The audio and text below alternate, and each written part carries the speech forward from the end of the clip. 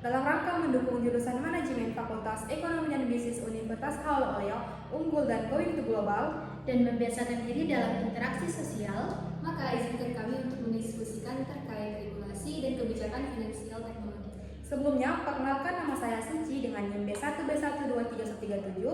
Saya Suci Ramadhani dengan NIM B1B12338. Saya Fiona Putri Alika dengan NIM B1B1234143.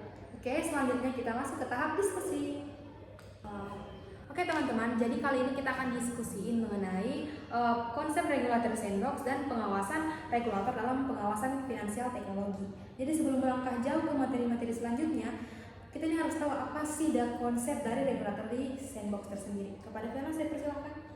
Baik, terima kasih. Jadi secara konsep itu regulatory sandbox ini itu pengujian langsung atau live testing dalam lingkungan yang terkendali dan diawasi oleh regulator.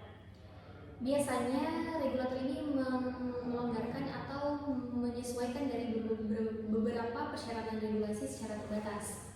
Nah, di Inggris ini menjadi salah satu pionir pertama yang meluncurkan sandbox ini itu pada tahun 2016 yang dinamai dengan proyek Innovate. Sudah jelaskan nih konsep terkait dengan apa sih, kayak misal Inggris merupakan pionir pertama dari sandbox ini.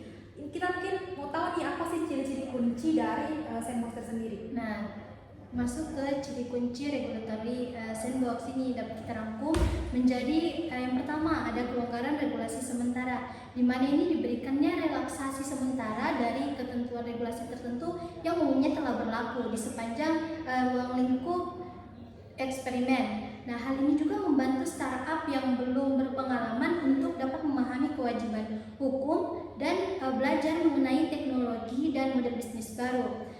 Selain itu juga dalam regulatory sandbox ini memiliki durasi terbatas dan exit strategi, di mana ini mencakup 6-12 bulan, dan setelah periode itu selesai, regulator ini akan mengevaluasi hasil uji tersebut.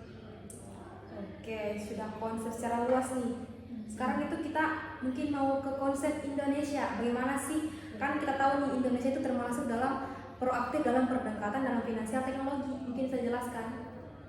Betul sekali. Jadi Indonesia itu termasuk salah satu negara yang proaktif mengadopsi pendekatan sandbox ini, di mana pada tahun 2017 sampai 2018 itu Indonesia ini punya regulator utama, yaitu Bank Indonesia atau BI dan Otoritas Jasa Keuangan yang biasa kita sering dengar, yaitu OJK. Jadi BI di sini fokus utamanya itu di inovasi fintech dalam sistem pembayaran, sementara OJK dia di sektor keuangan yang non-bank dan digital secara umum.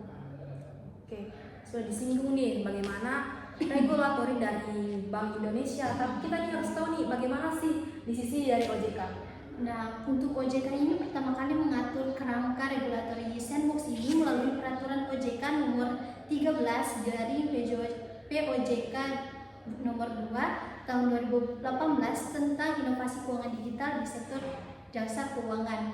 Nah, di mana ini peraturan ini menetapkan kewenangan untuk menyeleksi dan memberikan fasilitas sandbox. Nah, tujuannya ini agar dapat berkembang secara bertanggung jawab dengan memberikan pengelolaan risiko yang memadai. Oke, jadi kita sudah dengarkan nih dari sisi Bank Indonesianya, dari sisi otoritas jasa keuangannya, sudah diketahui bagaimana regulator dari sandbox. Jadi kita mungkin akan berpindah kepada peran regulator dalam pengawasan fintech. Jadi bisa dilihat bahwa regulator ini itu proaktif dan adaptif terhadap pelayanan dari finansial teknologi terutama sandbox. Kemudian juga di mana regulator ini berperan sebagai, itu tidak boleh harus memperhatikan kepentingan dari konsumen, tidak boleh melalaikan dari kepentingan konsumen apabila ada inovasi terkait dengan pelayanan finansial teknologi. Oke, informatif sekali. Selanjutnya kita masuk nih di pendekatan finansial teknologi di berbagai negara. Kemudian saya bahas dulu nih teman-teman. Jadi kita bahas dulu di negara berkembang. Di negara berkembang itu ada stage di berbagai negara. Betul sekali. Kita mulai di negara maju dulu.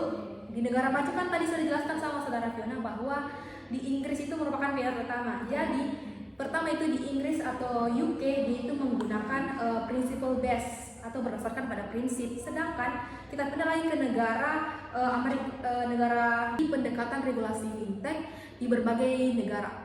Jadi sebelum kita, jadi di sini tuh ada dua. Jadi kita bahas mengenai negara berkembang, kemudian juga negara maju nih. Jadi kita mulai dulu negara maju. Negara maju itu kan kita tahu nih pionir utamanya itu ada di Inggris. Jadi di UK itu dia menggunakan menggunakan principle based yang dimana dia itu berdasarkan pada prinsip. Kemudian ada Amerika Serikat atau US. Ya, kita tahu itu dia pendekatannya menggunakan rules based atau berdasarkan pada aturan. Sementara kita tahu di Uni Eropa sendiri dia itu menggunakan dua pendekatan, di mana dia menggunakan principle based dan juga rules based. Mungkin bisa jelaskan nih dua negara berikutnya. Nah, ada juga Singapura atau Singapura ini merupakan contoh negara kecil yang sangat pro inovasi, di mana ini mereka menggunakan Monetary Authority of Singapore yang merupakan regulator terpadu tunggal yang mengawasi seluruh sektor keuangan termasuk fintech. Kemudian ada Tiongkok. Nah, Tiongkok ini sangat memiliki dinamika yang unik. Awalnya ini longgar atau laissez-faire yang mendorong inovasi pesat. Kemudian diperketat secara reaktif setelah sistem tumbuh besar.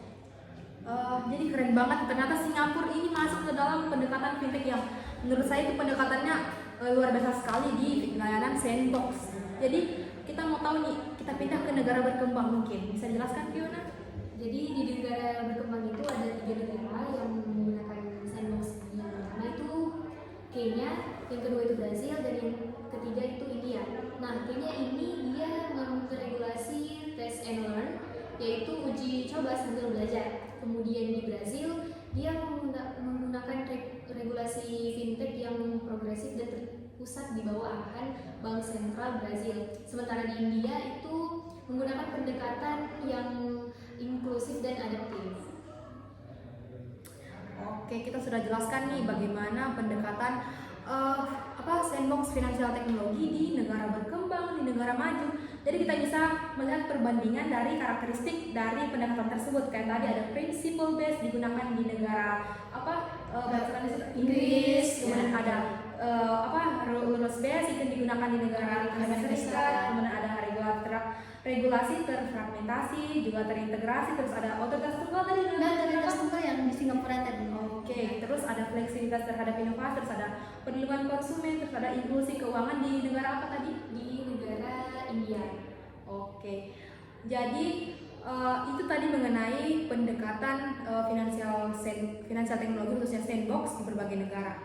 Kemudian kita lanjut di sisi Indonesia lagi nih, kita akan jelaskan nih bagaimana sih sandbox regulatornya di Indonesia. Jadi di Indonesia dia itu menggunakan sama seperti Uni Eropa, dia kombinasi dari principle based dan rules based regulatory.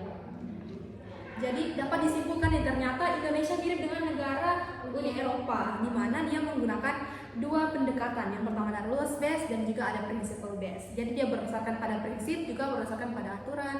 Oke. Jadi setelah selesai nih diskusi kita mengenai konsep dan juga peran regulator dalam sandbox atau regulatory sandbox.